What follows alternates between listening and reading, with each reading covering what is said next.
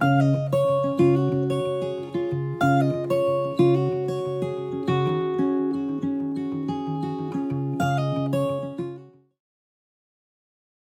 everybody, welcome to my live stream, and it is actually gonna start raining and storming here pretty soon.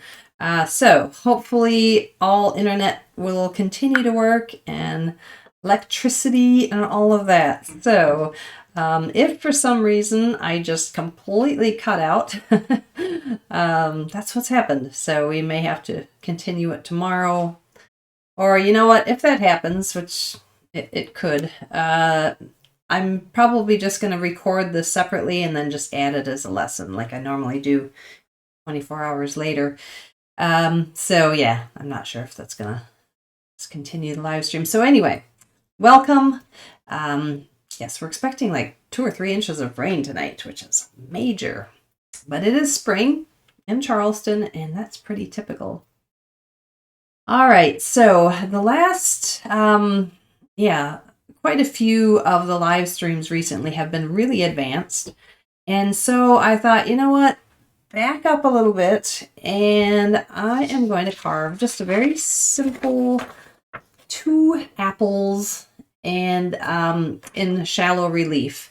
And, it's funny, I'm thinking when I teach a class, I go over the donut lesson, right? The donut just makes so much sense, and there's so much about it that you continue on with, future carvings. You think back to, how did the donut work? Okay.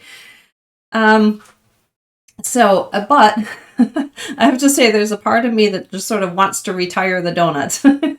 I have taught the donut so many times, and pretty much every class that I teach in person. So I'm going to sort of like break away and try to incorporate the sort of donut theory of grain direction and all of that into a little bit more of an interesting carving. Anyway, we'll see how it goes. So,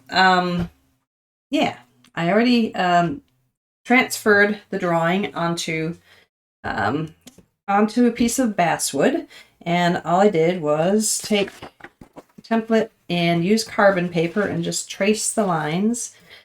And the grain, you can't tell on this basswood at all, but basically it's going this way, all right? Going horizontal, horizontal basically along the edge of the bench. And so, this is where we're gonna maybe, I think I'm gonna draw some lines there just so we can kind of keep track of it, because it is all about the grain direction. So I'm just going to draw a line there and draw a line there so we can kind of keep an eye on what's going on. Now, I would say probably, 95% of the time, I always position the carving where the grain is going basically parallel along the edge of the bench, horizontal. All right, and I was thinking about this, the reasoning behind this, because it's interesting. I'm like, why? But several reasons. I'm sort of concluding. Basically, the cuts that I make generally are, right and left rather than forward and backward. Well, I don't like cutting backward towards myself, so quite often, cutting right and left ends up being certainly a lot safer and a lot easier. Also what?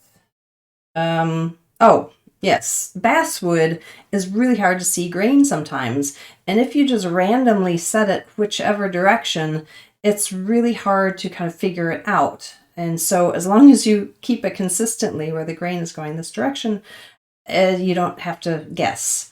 And so I think that's probably the main reason, because basswood just can be very mysterious sometimes, and you really have to sometimes look sideways at it, and so it just keeps it consistent. And unless it's some weird shape, I position it in a different way, but then I'm very aware that it's positioned in a different way, and then I deal with the grain. But try to keep it consistent, and then there's no guessing.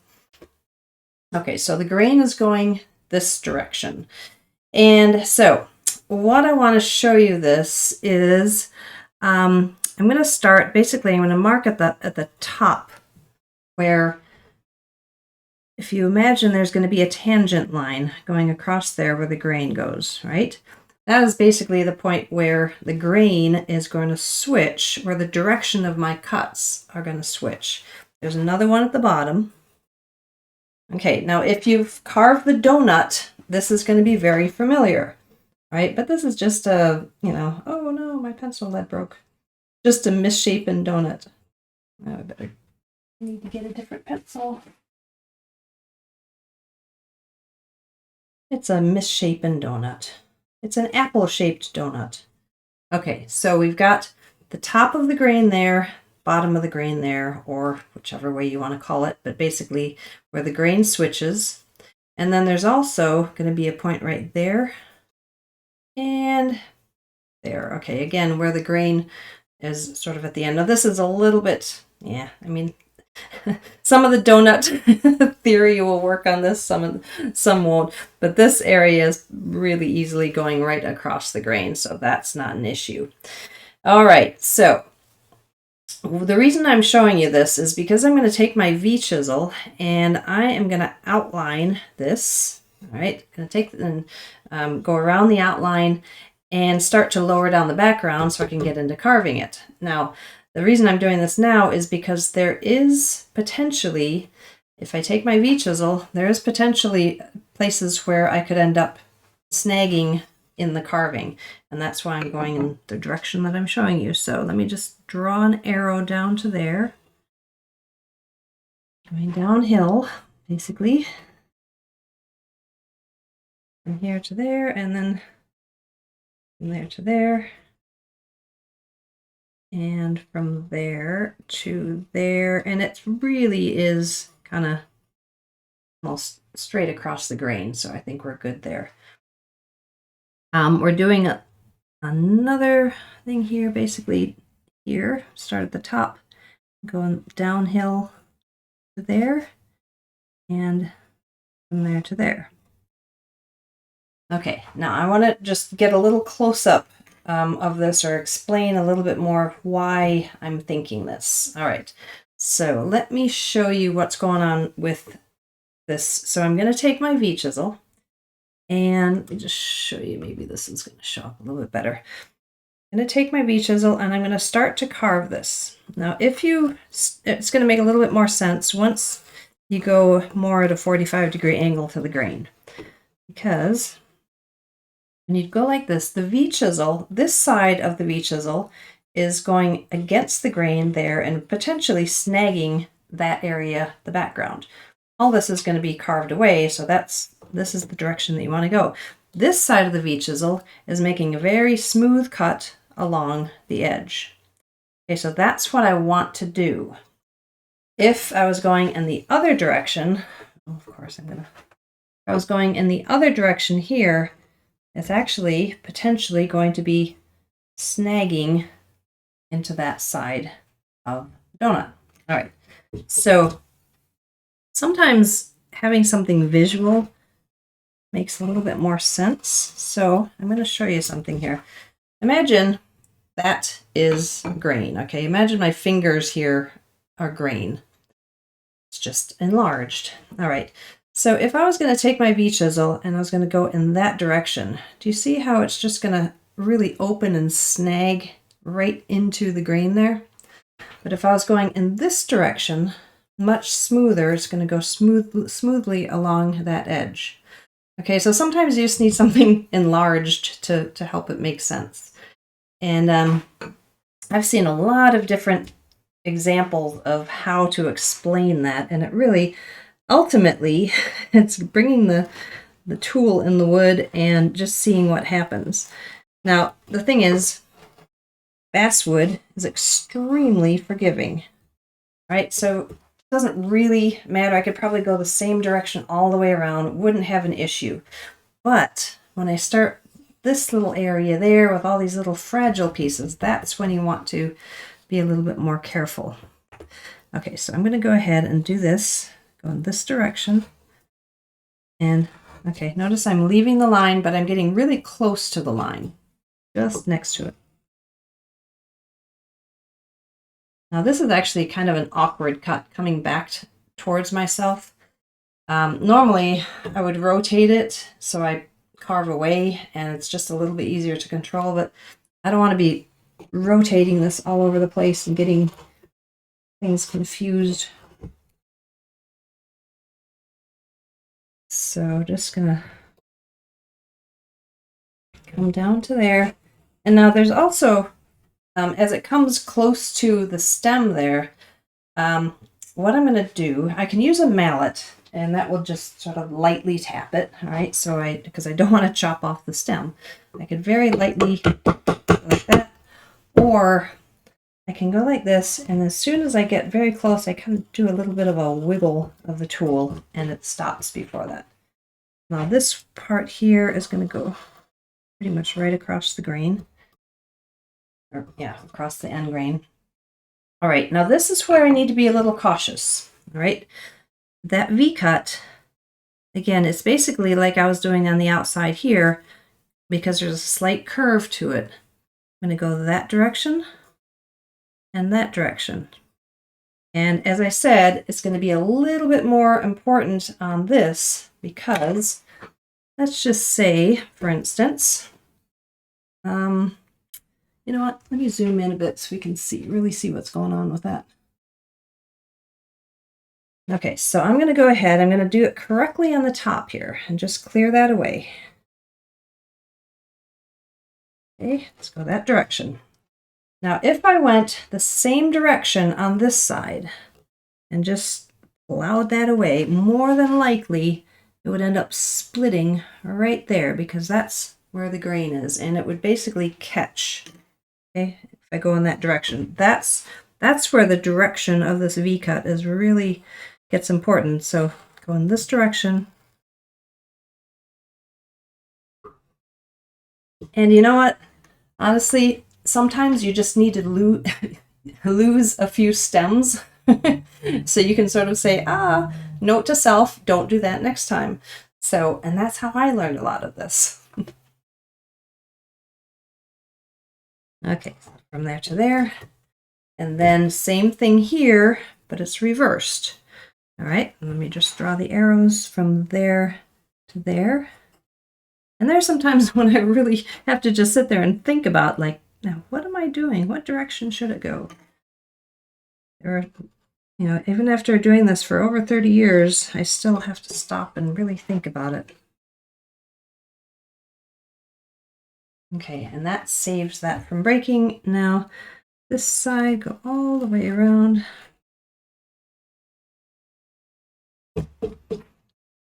Come back in this direction.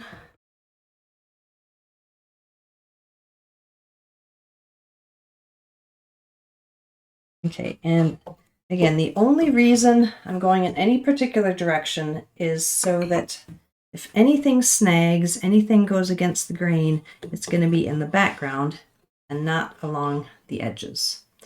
Okay, so, but, you know, as I said, basswood is extremely forgiving and you really could pull the whole thing around. It's just those little fragile areas. And, you know, if you get to understand it and go in particular directions, it'll be that one time where you're like, yes, I got it. I saved that piece. Okay, so now what I want to do is I want to grab a 714. Ooh, there's 714. Hopefully it's sharp. Okay, and now I'm going to go around the outside and just do a slight angle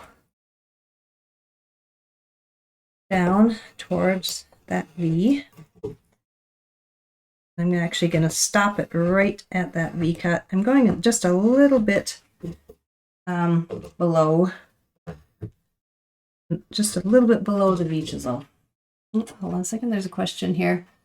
To prevent taking the stems, could one take a shallow gouge and define the line with stop cuts at the end and then use a V chisel? Line 1 defines a cross cut by making a light chisel line across the wood. Let me think about that.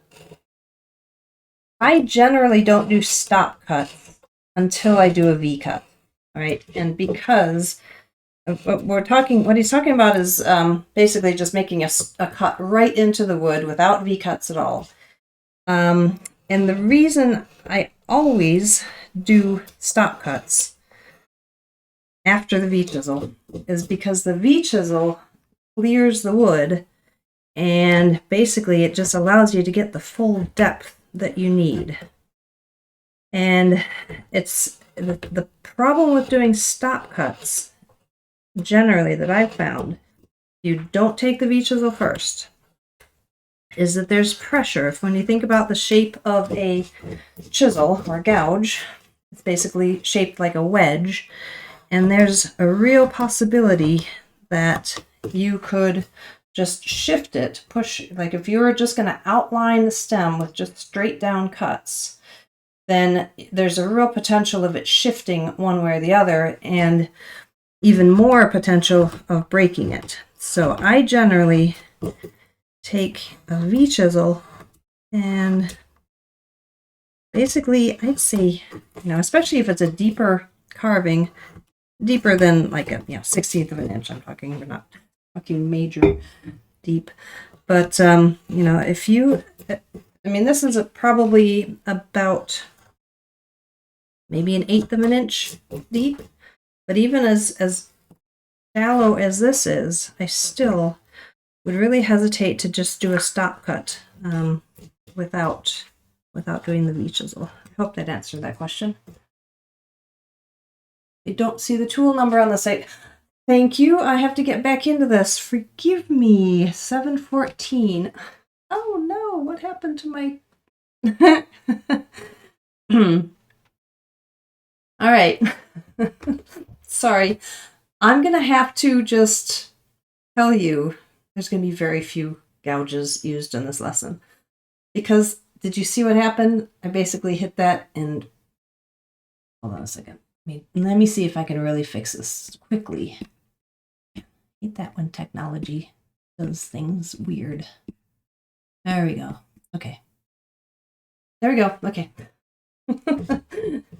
Sorry about that. 714. Okay, so I hope that answered that question about the stop cuts. I'm really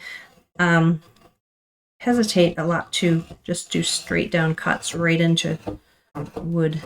Maybe because I've broken a lot of things. I don't know. I'm going to rotate this around.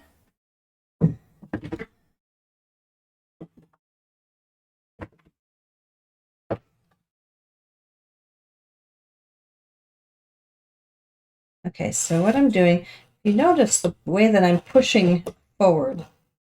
I'm pushing forward, but I'm also doing a very slight twisting. And the slight twisting is from the handle that's holding the wood. And it's just pushing it forward, but it's doing a little bit of a slicing cut.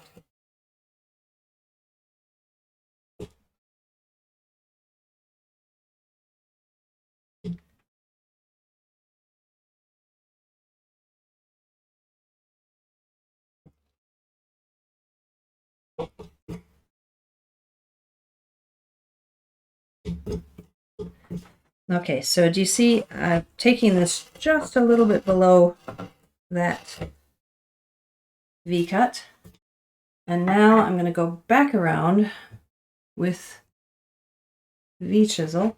Now, normally typically I've used a 6mm V-chisel, but I've found actually for videos an 8 works really well, especially when you're trying to show what is actually happening with the V-chisel. It's just a little bit visually a little bit better to see what's going on. Now, what I'm going to do now, I'm going to go the same direction that I went before, the same direction with the arrows, but I'm just going to tip the tool. You can see it a little bit better there. I'm going to tip the tool and actually make a vertical cut rather than making a stop cut along there.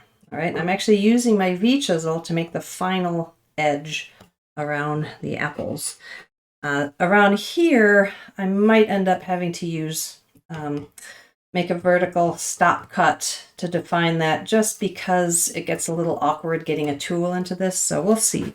But these big sweeping arcs, big sweeping curves, I should be able to just come in And so the goal, I'm trying to create a nice vertical wall right along the outer edge. It's just a quicker way of doing this. Getting into shaping the actual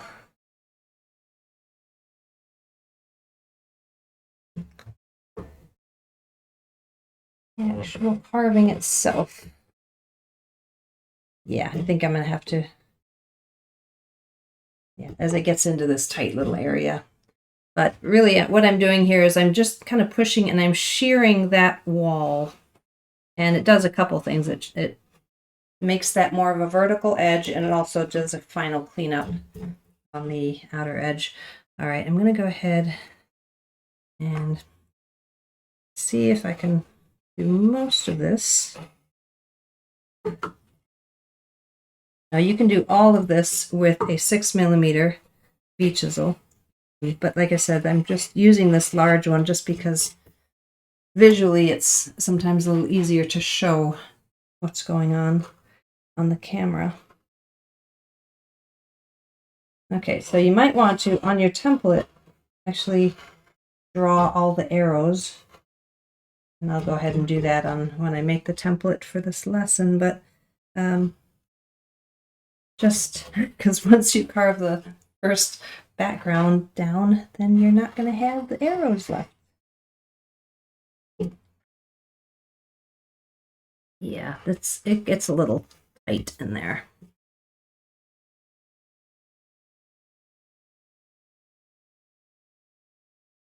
Okay, now I'm going to rotate it.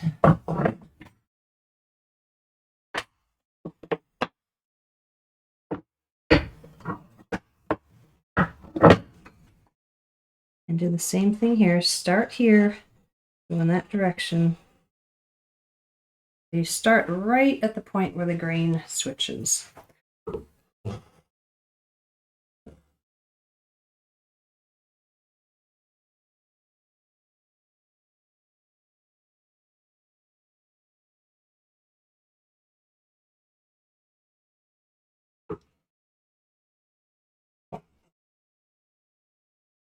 Okay, so it gets a little fuzzy right in here.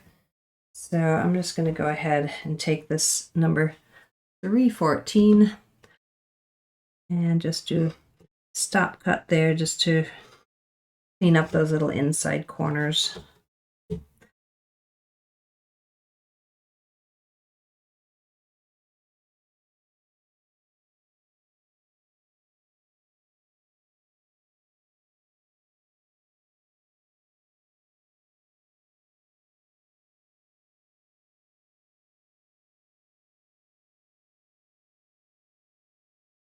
Okay, and then one last little one right here.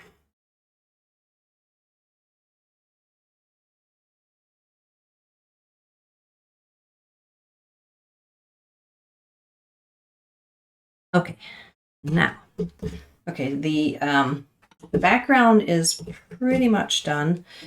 And now what I want to do, first of all, I'm going to take my V-chisel, but I'm not going to go the full depth. I'm going to take it about half the depth that I took the background, which is really very small, about 1/16 of an inch. And again, even with this, right, you need to find a spot right there, right where it comes down right there, because when you consider the part that you want to protect is this edge and this edge. This part here is potentially what you want to call the waste wood. All right, that's going to be lower down because this apple is lower than that one. So it would be the same thing as the background here. This is just considered that wood that is sacrificial wood, okay? So start there, go that direction with the V-chisel, and that direction with the V-chisel, right? So, but again, I'm not going to go as deep. Again, now as I'm coming this direction, you see this side of the V-chisel could end up snagging that side, all right? And this side of the V-chisel is going to make a nice smooth cut along there, and that's what we want.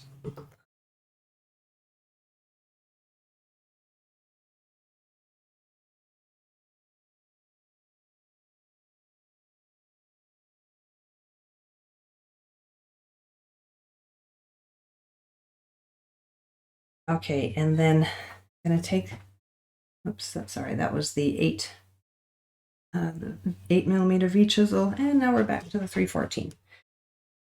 And just going to very gently, not very deep at all, and I don't want to make it go a dive down there. I'm just going to very gently taper it down so that it looks like it goes under top apple.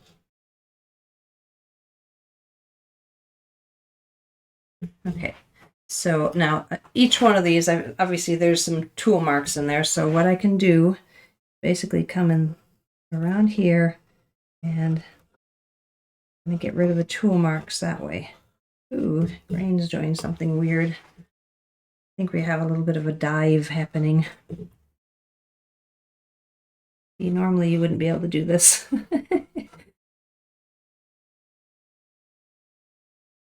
Yeah, something is happening in this particular piece of wood that's creating some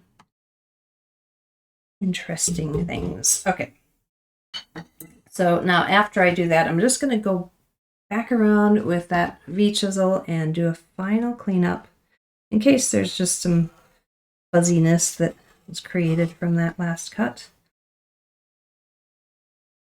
And again, if you want to, you could do this around the outer edge of the apple too, but you can take whatever gouge fits, right, and line it up and make stop cuts.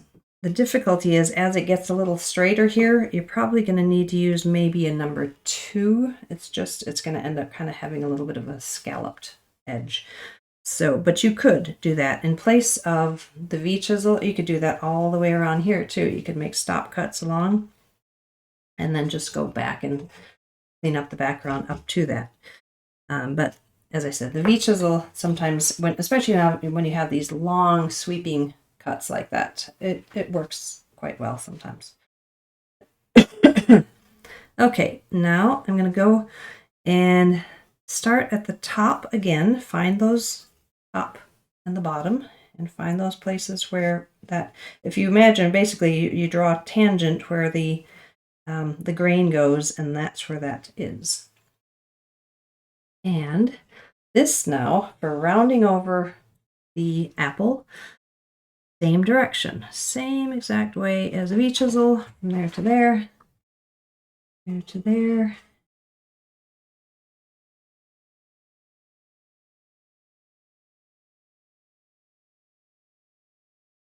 All right.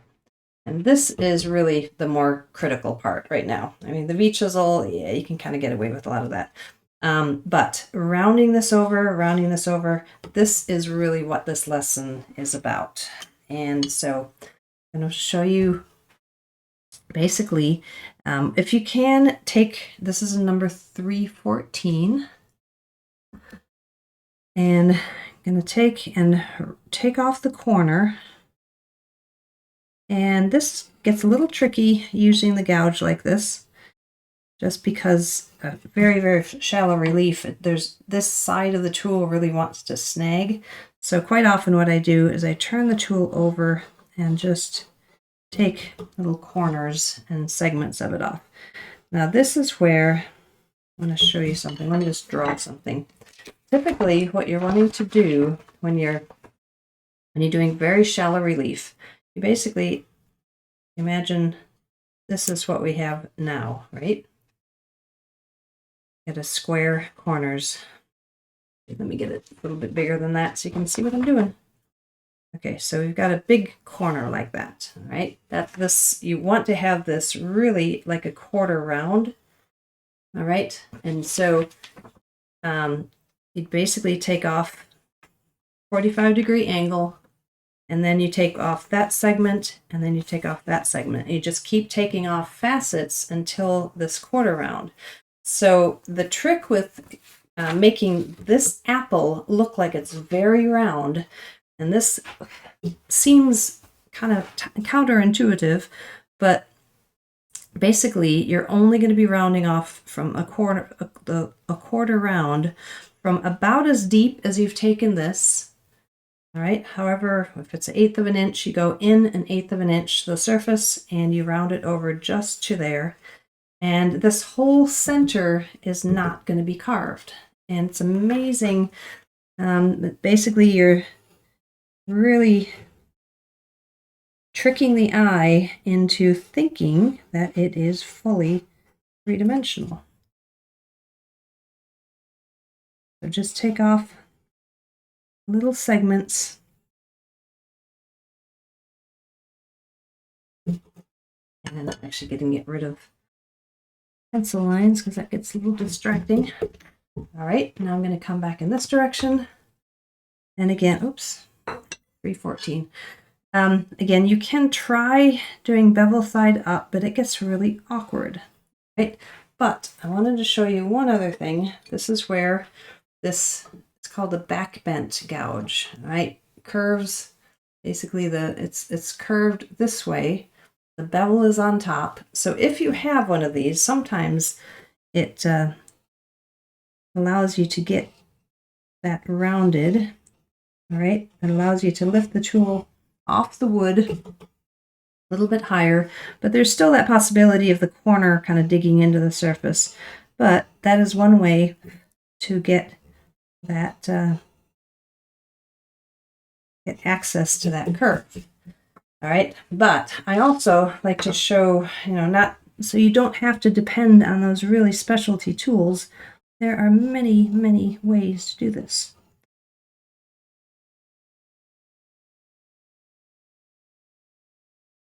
So right there, just connect that area like you're going right across the grain. Now I'm going to come from here in this direction. Now this is even shallower. I only went down 1/16 of an inch here, but it really, as long as you don't see a corner where this cut ends. Okay, so you don't want to leave a corner right there so that it's an obvious edge to the carving. And so I'm going to get rid of that pencil line, and that'll fix that. Make sure that it doesn't get your eye catching or seeing the pencil line rather than the curve.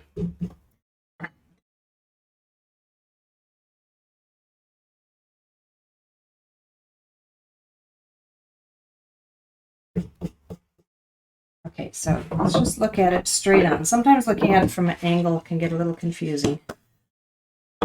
Okay, so already just by having this rounded, and it's a very, very small amount into the actual surface of the apple.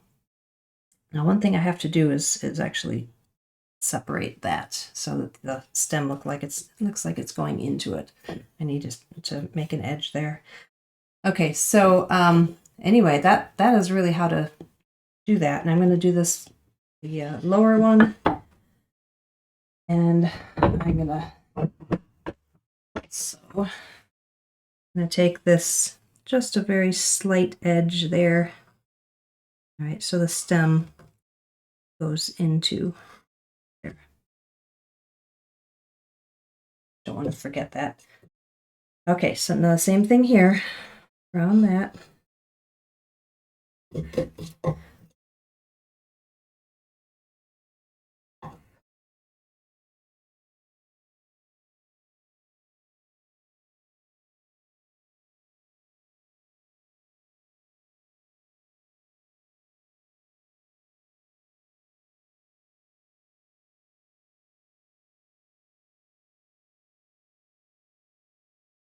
This is where, if I ever recommend, if you're going to be using sandpaper, the blending of this outer edge with the very flat, plain surface. You want to just take a very light piece of sandpaper and blend it so that you don't see the transition of the carved area and the plain original surface. Not that I really recommend that you rely on sanding, but sometimes that can really create a smooth transition. I think I'm going to go ahead and I'm going to make a vertical cut right there, because it's important to make sure that that is almost like a little bit of an undercut. So just a real sharp edge.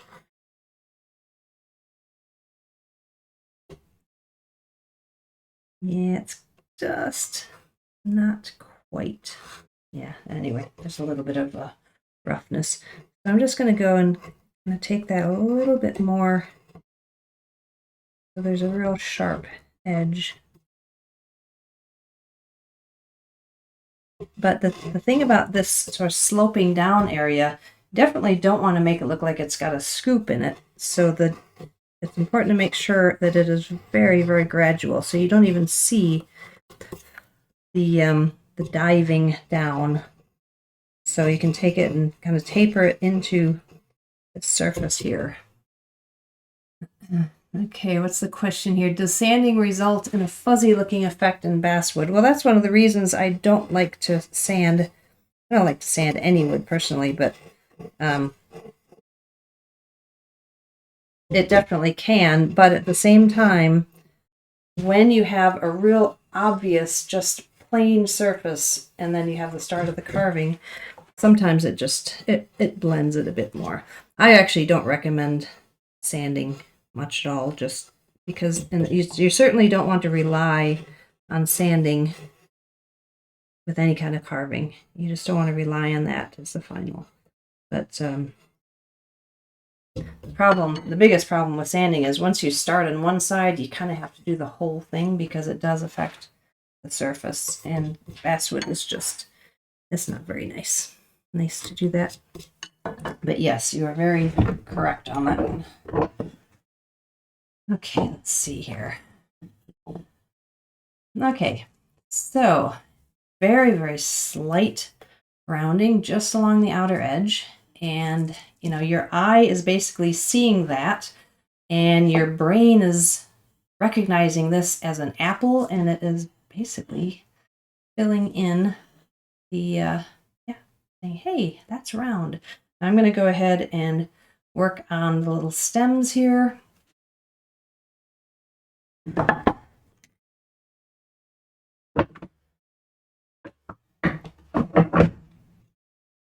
And let's go ahead and use, you know what, I'm going to really try to limit this to, so far, what, 3 tools. I'm going to see if I can stay with it. And so what I'm going to do is leave this that high, and then I'm just going to taper this down so it looks like it's going into the center of that. All right, and then I'm going to take this and I'm going to round that. Now this is important to go in this direction, right? If you go in this direction to round it, it's going to catch and potentially split right there, right along the grain, and take the little corner of that off. So this is where you want to take and round it from this direction. Okay, and this is where those arrows that I drew are starting to come into play again. And come in this direction and take that corner off there.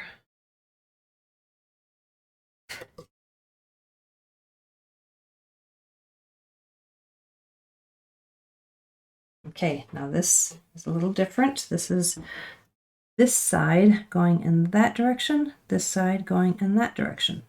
But before I do that, I want to slope it down so it looks like it's going into that. All right, so they come in this direction. You know what? Let me just zoom in. You can see it a bit better, hopefully. Okay, so from here, this direction out.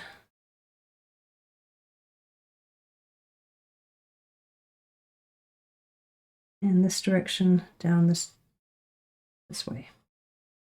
Okay, again, if I would go in this direction, that's where it would catch end grain and potentially split the corner of that off. And again, the only reason I know this is because there's been a lot of pieces lying across the room when I'm carving. Okay, and what am I going to do with that leaf? I don't want to get too crazy with it. I'm going to go ahead and round this down and round that down so it does a little bit of an arc, and then I'll carve the center. So let me just round that just a little bit.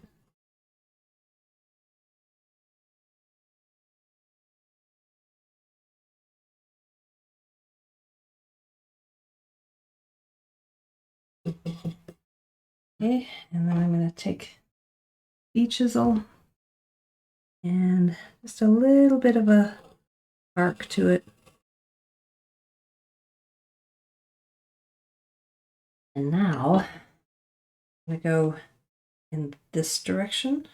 So I'm going to basically round this down into that V. So I want to go in this direction on that side and this direction on that side. Okay. So come in this way. Again, let me just show you. If I would go back in this direction and try to round that, it would catch and want to split that way. Okay. So I'm going to go this direction.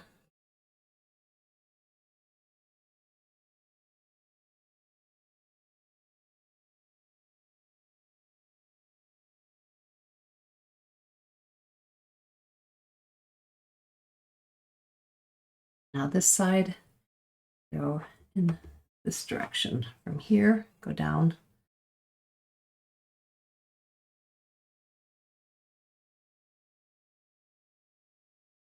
That's a 314.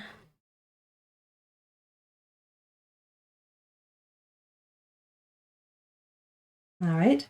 Now I also want to take and round off the outer edge. So this is going to slightly curve this way. So I'm going to go in this direction and this direction. From here down. You know, sometimes you just have to put the tool in the wood and start cutting and just see if it tries to fight you a bit. Sometimes that is really the only way that's going to really give you the clue of what's happening. Okay, there's one other thing that I'd like to do, and it's just kind of a neat little thing that I do with stems. And I'm going to go ahead and use the 3/6. Where did that end? Okay, that's 3/6, and I'm just going to round the end. And then I'm going to take and just do a little bit of an angle cut. Okay, and it's just a sweet little way to make it look like it's just broken right off the branch.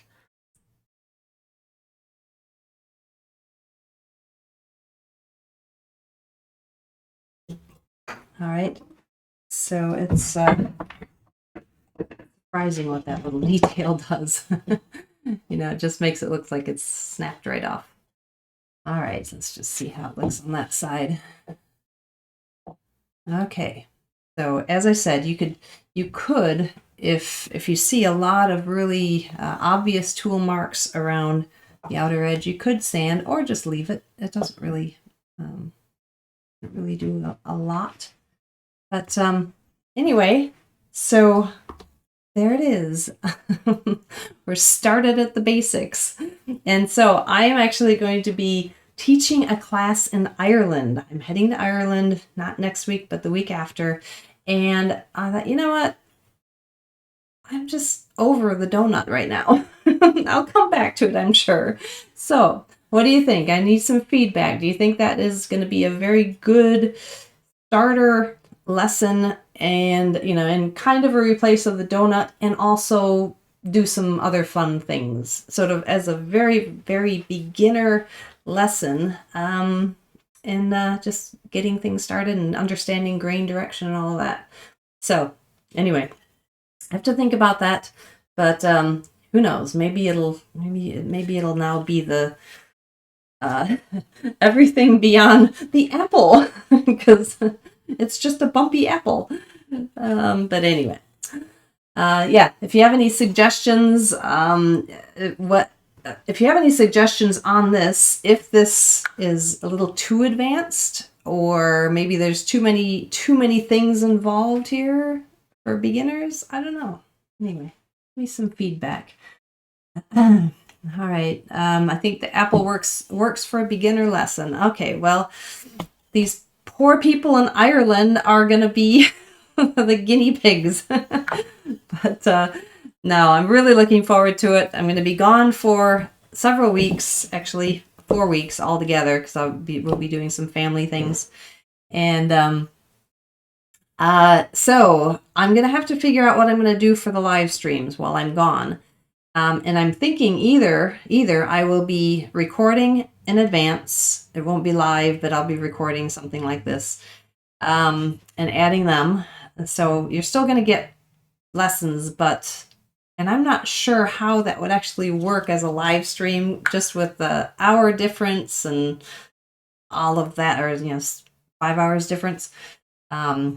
Anyway, we'll see how that goes. But don't worry, I'm trying to do this every 2 weeks, so it'll either be a pre-recorded lesson or something else I'll figure out. So, okay, let's see. Excuse me. Okay, perfect for a beginner. Good. Green apples for Ireland. There you go. Okay, especially like the explanation when you used your hand. Okay, well, good. Sometimes just visually. I've heard so many different descriptions. Sometimes people use a broom and look at all the, pieces of grain in the broom, and, using this visual, and it's hard to, it's hard to know what the best description is. One of my students actually suggested, he said, well, okay, if you're skiing, you can only ski downhill. If you're skiing uphill, the skis are going to get caught in the hill. I thought, yeah, that actually is a really good example. If you're going downhill, then you got to turn the other side over and go downhill the other way. So, these examples only go so far. The apple works, but the donut has inner ring too, so you need to remember it's the opposite, but the apple is something to show off. Yeah, I know. The donut, there's something about it. It's very symmetrical. It's got the inside that it can also actually get confusing. But yeah, no. Anyway, we'll see how this goes. All right. Thank you, everybody. Happy carving. Bye-bye.